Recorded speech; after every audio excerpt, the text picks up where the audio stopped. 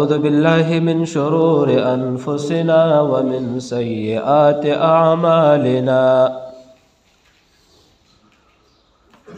ونعوذ بالله من سيئات أعمالنا ونشهد أن لا إله إلا الله وحده لا شريك له ونشهد أن محمدًا عبده ورسوله. أعوذ بالله من الشيطان الرجيم. بسم الله الرحمن الرحيم.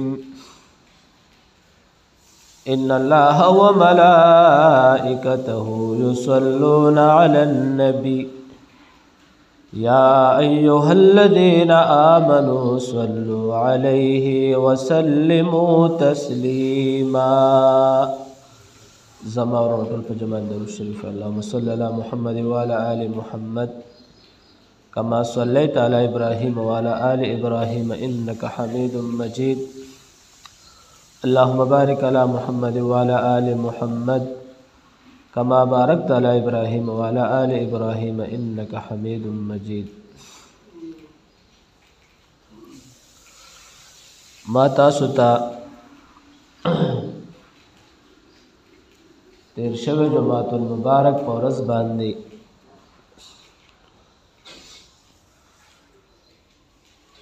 د مون متعلق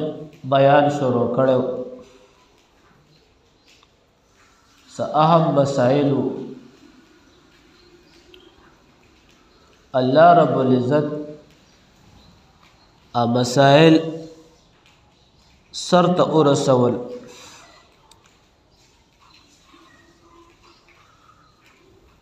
خدا د خلق سوالونو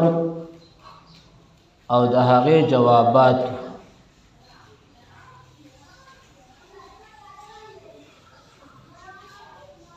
وسهم د پرې سوالو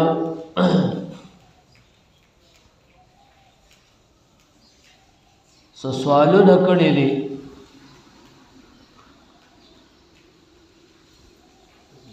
او تعلق د دې مسلې د پرې سوالو سره دی.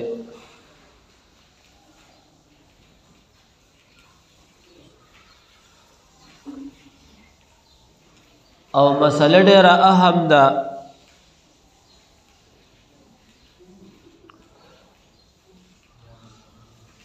عظمت قرآن ده.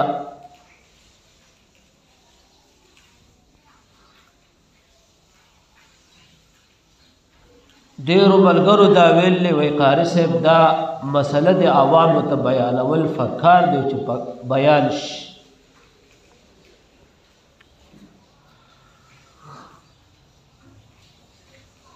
پریس والا یاران دوستان چې کله قرآن جوړی یا قرآن چپائی کوي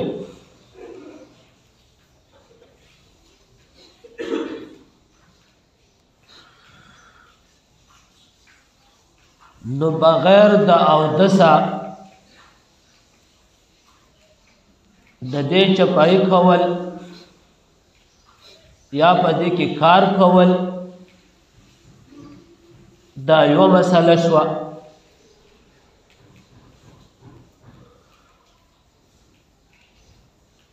دویم نمبر ما ته دا ویلې شوی دی چې څه کسان په غسل کې او د پریس کار کوي د قرآن کریم یو د پریس کار دی یو د قرآن کریم کار دی.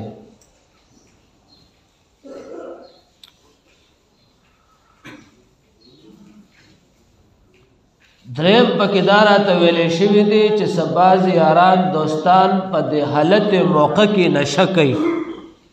چرس وغیرہ سگرٹ. دریم راته څلورم راته پکې دا ویلې شوي دي چې بعض یاران دوستان چې کله قرآن جوړی هینډ پرې غوږ کې ورکړي وي ګانې بجانې دا اوري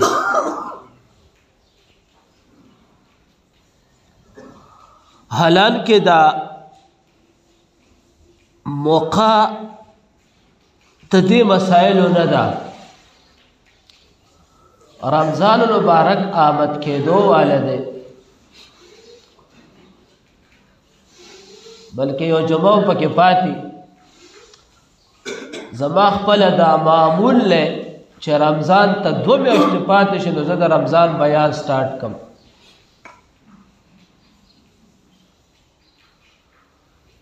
نو دې پیره مې نه د زکات مسائل بیان کړل او نه به د رمضان المبارک مسائل بیان کړل زکه دا مسلې ډېرې اهم دي او زمون په ژوند کې په موقع کې موجوده دي نو ما په سوچو کو چې دا بیانول په موږ باندې لازم دي چې موږ ځان د دې نه بچ کو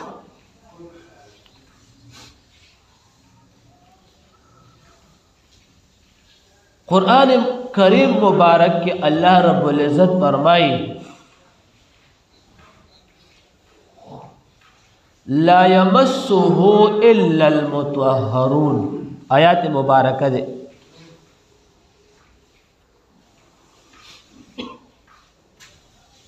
چې تاسو په قرآن کریم نه مسح کوئ لاس په ورته نه لګوئ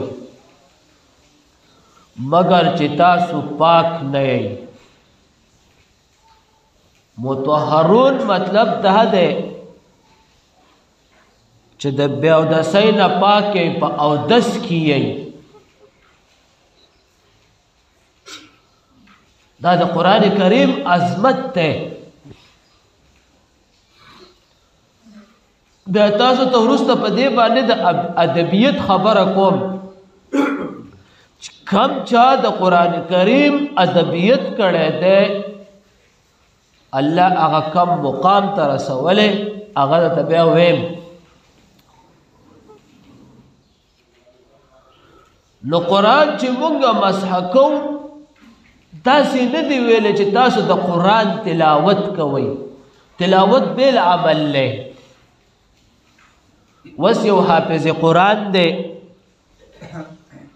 حفظ قرآن نه مسح کوي او لګیا د خپل تلاوت کوي نو کچره د دې اودس نه وي نو بغیر اودس هم د دې د قرآن تلاوت دی کولی شي مسح کوي نه قرآن خو پکار نه ده د قرآن عظمت دا دی چې مونږ او تاسو د قرآن کریم تلاوت کوو یا قرآن مسح کوو حافظ قرآن صاحب دی د قرآن تلاوت کوي نو بهترینه تا ده چې دی اودس وکړي ځان پاک کړي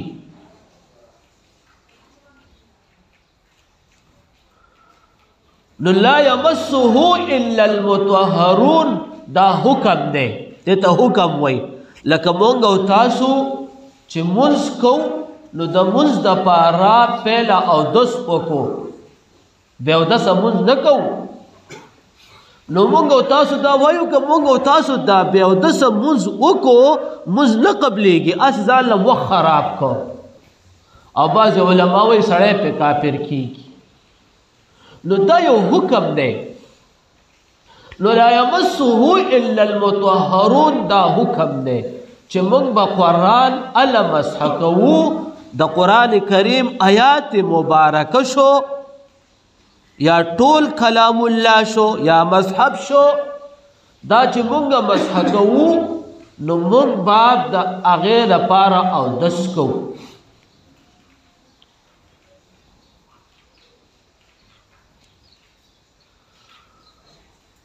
نو دا خود هغه مسله شوله چې بې اودسه که یو آیات مبارکه مونږ په پریس چاپ کوو د هغې پلیټ لګېدلی په پریس کې آیات مبارکه لیکلی شوي دي په پریس کې پلیټ لګېدلی دی نمبر 1 دویم نمبر یا کاغذ لګېدل او کاغذ په چپایي کیږي نو په پریس دا کم کاغذ باندې چې د آیات مبارکه چاپ شو نو کم از کم دا زمونږ او تاسو په لاس خو راځي الان کې کاغذ آیات مبارکه لورې چاپ شوی دی خو په دغه کاغذ چاپ دی نو موږ به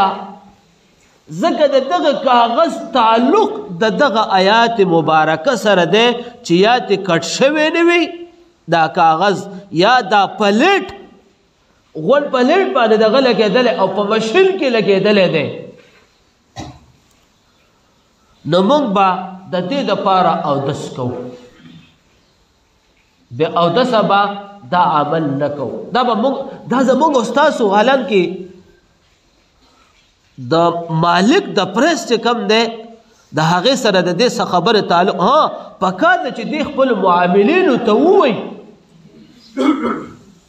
خو ګورې د دې که معاملینو ته وم نه وایي نو دا شاګردان چې کم مونږ او تاسو لګیو دا زمونږ د ایمان تقاضا ده زمونږ ایمان دا دی چې مونږ کله داسې لاس لګو او دس وکړو یاره دا قرآن دی قرآن ته څنګه داسې بیا داسې لاس ویچم یا آیات مبارکه لګېدلی دی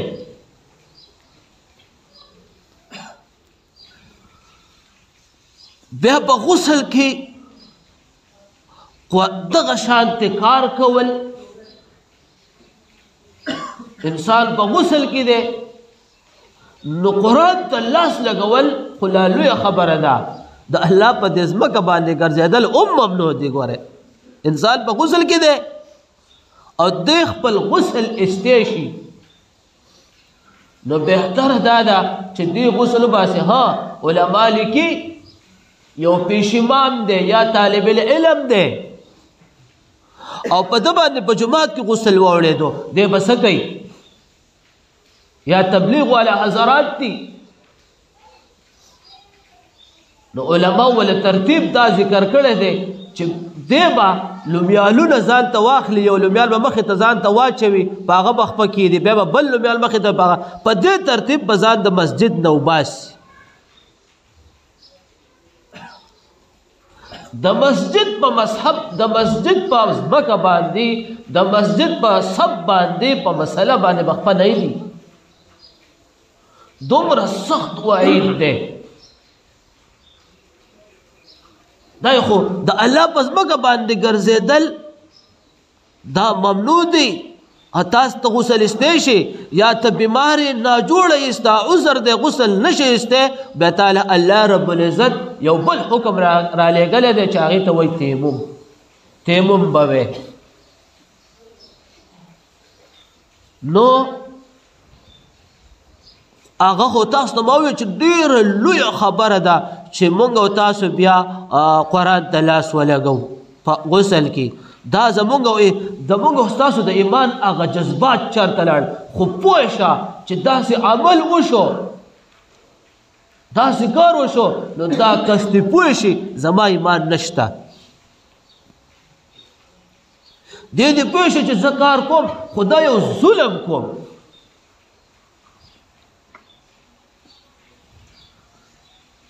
بیا دریم لمبر گانے بجانے اوڑیدل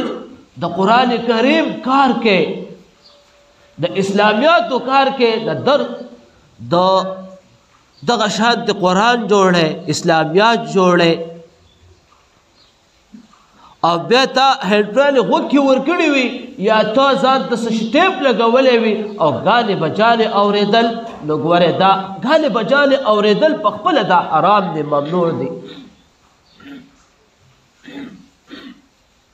نبی صلی الله علیه وسلم فرمای الغناء ينبت النفاق كما ينبت الماء الزرع غانې بجانې دا عمل دا فلمونه دا انسان کی نفاقت پیدا کوي انسان منافقت درجه ته رسي مطلب دا دی انسان د اسلام نه بار کوي ایمان ته خارجي ایمان ته ختمي او بیا ته یو لوی کار کې د اسلامیاتو د قرآن کار کې او بیا دغه شان دي ته ګانې بجانې اورې د دې مطلب دا دی چې ته مونږ او تاسو په یو عبادت باندې ولاړ یو عبادت کو په مونږ ولاړې او تا په غوږونو کې هیډفرینې ورکړې دي او ګانې اورې په مونځ کې داسې مثال شي ګوره یو خبره یاد ساتئ زمونږ د پریس دا کار پریس والا خلک دا لوی په دنیا کې بهترین نه اوچت کار کوي ګوره او ما په دې ډېر غټ سوچ کړی دی دا د هرې طبقې استادان دي ځکه قرآن ولې تیاروي کتابونه تیاروي لګیا دي دا همت کوي الله رب العزت دیو له لوی اجرونه او ثوابونه ورکوي لګیا دي خپله مزدوري کوي خو ګوره ته وایې چې یاره زه خو خپله مزدوري کومه په دې پریس کار کې دا مزدوري ته په بل عمل کې هم کولی شي دا مزدوري ته په سلیما کې هم کولی شي حالانکې هلته پیسې ډېر خو تا ضمیر ملامته کوي ما په دا هم سوچ کړی دی چې د پریس والو دا مزدوري ډېره کمه ده حالانکې د استادانو ډېره کمه مزدوري 6000 5000 4000 هغه مې ښه مزدوري وویله 7000 پورې هفته زم چې دی دا وخت په دې کې تیری څنګه خو په دې ما سوچ کړی الله رب العزت د دیو په دې مال حال کې برکت اچي الحمدلله مې دا مې وګتل چې الله رب العزت د پریس والو لا په دومره لږه مزدوري کې ښه کورونه او ښه حساب کتاب ور نصیب کړی ځکه کار برکتي دی کار د برکت واله دی او موږ تاسو چې کله د پریس دا عمل کو قرآن چاپ کو اسلامیات چاپ کو نو د دې په موږ تاسو باندې لازم دی چې د دې عمل عزت او احترام وکړو او بیا سیګریټ څکو نشه کو یو سړی وایي چې زه ونس کما نو کار نشم کولی دا یو سوال دی یو سړی وایي چې زه سیګریټ او چرس ونس کم بیا کار نشم کولی اوس به څه کوو نو ګوره کله چې ته د عمل جاري ساتې دغه ټایم باندې بلس کی اوس ته وایې چې یاره ستا یو وهم او دغه دا لګې لاول خو دا شی دی ممنوع منع دی حرام دی استعمالومه ځان دې بچ کا خو ته اوس وایې چې یاره زه نشم پر پرېښودی نشمه نو بیا طریق عمل دا نه دی دغه مقام کې چې ته کم یې په کم په دې بلډنګ کې یې په دې کم ځای کې یې او په دې عمل په دغه په دې عمل لاستې دغه ځای نه پاسېږه بل ځای ته لاړ شه عمل دې وکړه ځان پاکه واپس راشه او کښېنه دا یو طریقې عمل دی خو په دغه ځای کې به دا عمل نه جاري کړي ګوره زما هم تاسو سره ژوند تیر شو تقریبا ډېره موده مې د سره تېره شوه او ډېر هر څه مې په سترګو ولیدل او الحمدلله ښه تعلق مې د سره دی خو یو خبره یاد ساتئ زه چې یو ځای ته لاړ شم نو هلته یو سوچ لرم بیا داسې کسان مې ولیدل چې هغه ډېر کمزورې کارو خو احترام او ادبیت پې کوو الحمدلله نن الله رب العزت غټ کارونه ور نصیب کړي دي احترام او ډېر غټ کارونه والو غټ حساب کتابو بحیثیت یو کارخانه یو کفني وه او مینه شوي دي ګوره ختم شوي دي پریزونه ختم شوي دي نوم نه اخلمه یوه کفني ده مشهوره کمپنی د تاسو په پریس مالک ډیر دیندار دی او بعض وخت ته زب دعا کوم مشهوره کمپنی دا خو یقین په الله وکدا مونږ ته دا غیر ریکارډ راغلی وای کله چې هغه لاندې قرآن چفایي طرف ته د هغې مزدور کار لځي نو پهله لاندې خو قالینونو کارفیټونو اوس هر څه ورته احترام ادبیت لګولی دی او په شروع کې هغه ته ووایي خپل هغه ته لیټرل حساب کتاب یې ورته برابر چې دغلته ورشه پهله اودس وکړه موبایل لاندې نه پرېږدي چپړې به رسېټه وباسي لاندې به ځې او بیا به ته خپل کار جاري ساتې نن په دنیا کې د هغې پروډکټ چې کوم قرآن کریم دی اسلامیات دی په دنیا کې چې په ټوله دنیا کې چلیږي ولې ادبیت او احترام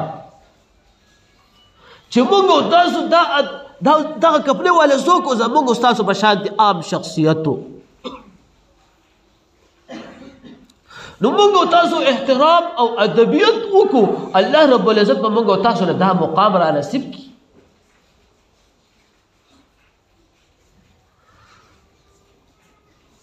نو خصوصا په دې پېښور کې تاسو ټولو ته دا معلومه ده پهله کپړه چې کومه وه لاندې په دې پریس کې دا په پېښور کې قرآن کریم چې پهله په پېښور کې چاپ کېدو نو هغه د هندوانو کپړې چاپ کوو هندوانو پکې کار کوو غیر مذهب خو د دې قرآن احترام کوو بني صغیرو د دې قرآن احترام کوو هغه کفني وسه پورې برقرار ده ختمه نه ده نو موږ او تاسو چې د دې احترام وکړو ها تلاوت تاسو ته ما په شروع کې ووې چې تلاوت بالعمل له د قرآن کریم تلاوت مونږ کوو هغې دپاره خپل ادبیت دی علما لیکي چې مونږ او تاسو د قرآن تلاوت کوو د هغې دپاره پاکې کپړې صفا او دس باندې د پیغمبري اعمال چې څومره دی ته هغې په طریقه هغې ته ناسته خوشبو لګول چې موږ او تاسو هغې ته خوشبو لګو نو ته تلاوت په هغه انداز به کوو مسواک هغې دپاره کول خوله ورته صفا ساتل نو تلاوت باندې به انشاءالله بیا که خیر و زندګي و ژوند نو را روانه جمعه بیا هم زه بیا تاسو ته دا بیان کوم د قرآن کریم ختم د رمضان هم بیا دې سره تراویح دی هغه بیان به کوم تاسو ته خو د آخرنۍ خبره کوم تاسو ته علامه ابن جریر رحمت الله علیه لیکلی دي دا واقع لږ غټه ده دا بله خبره درته کوم یو عالم الدین دی مشهور عالم الدین دی د تفاسیرو کې غټ تفاسیر دي او ډېر زیات غریب وما ډېر زیات غریب وما وای دا وخت زمانه فرته لاړم چې مولا خو ډېر غټ مولا یم دا خلک ډېر احترام او عزت او احترام کوي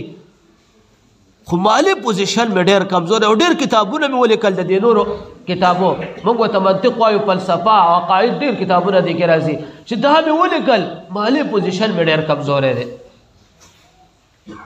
وایي هغې راته ووې چې ته د قرآن خدمت شروع که هغه قسم لیکي مشهور عالم الدین دی او بزرګ عاصم ده او زموږ په دې اسلامیاتو کې د هغې ډېر غټ کردار دی وای امام رازی صاحب وای ما چې کله د قرآن خدمت شروع کو تفسیر می شروع کو تفسیر لیکل می شروع کړل وای قسم بالله چې الله رب العزت مالی پوزیشن زما معاشیت الله دومره مضبوط کو دومره مالدار شوم چې د بادشاهي وخت سره زما تجارت لین دین شو نو چې د یو انسان د باچایي وخت سره لین دین د تجارت د معاشیت شي نو ته پوه شه چې دی مالدار شي.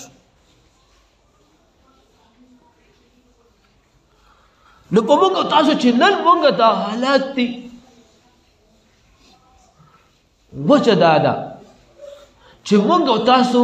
کې هغه ادبیت ختم شوی، هغه احترام ختم شوی. نو خصوصا موږ او تاسو د دې قرآن احترام او عظمت نو زموږ او تاسو لپاره دنیا هم کامیابي ده او آخرت هم کامیابي ده. او ګورې ورځ په قیامت باندې حدیث مبارک ته دا قرآن کریم یا حجت لک او علیک، دا سلور الفاظ دي. یا بستا د پاره د الله سره دا حجت وي د جنت، هغې پورې به دا ستانه نه خوا کېږي چې د څو پورې ته جنت ته نه یې رسولې. تا ته به څه وایي چې یا الله رب العزت ته به وایي چې یا الله زه دا زما ستا هغه ملګری او چې ستا کلام الله وم، ستا کتاب وم، تا لېږلی وم او ده زما احترام او عزت کړی دی، تر هغې پورې زه د ده نه خوا کېږم څو پورې چې الله دا تا جنت ته نه یې رسولی. او دا به د ده سره څنګ په څنګ ولاړ یو ملګری به او علیک او یو په تا حجت دي. و یا الله تر هغې پورې به زه د ده نه خوا کېږم څو پورې چې تا دا جهنم ته نه یې غورځولی. ولې ده په دنیا کې زما احترام نه و کړی،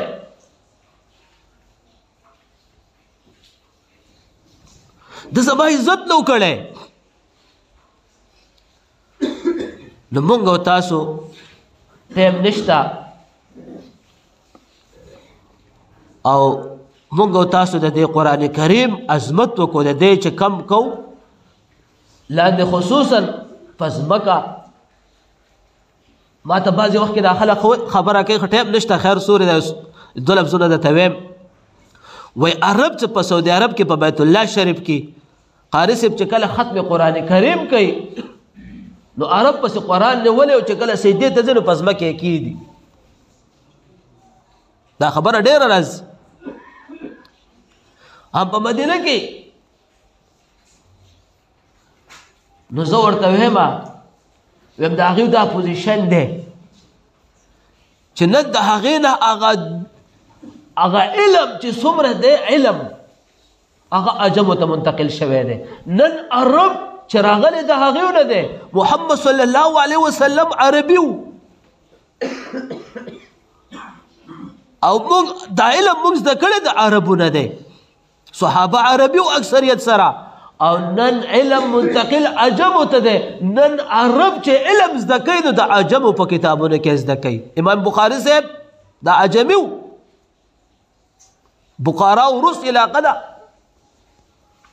او ټول دنیا کې امام بخاري صاحب کتاب ته څوک خلک ناست علم دې زده کوي بخاري. ولې عجمي دی؟ نو نن د عربو نه علم اوچت شوی دی چې عجمو ته تلاړ. نن عرب د عجمو محتاج دي. ولې دی؟ ځکه احترام ختم دی ورسره، زړه کې هغه احترام ختم شوی دی، الله ته علم هم اخیستی دی. نو مونږ او تاسو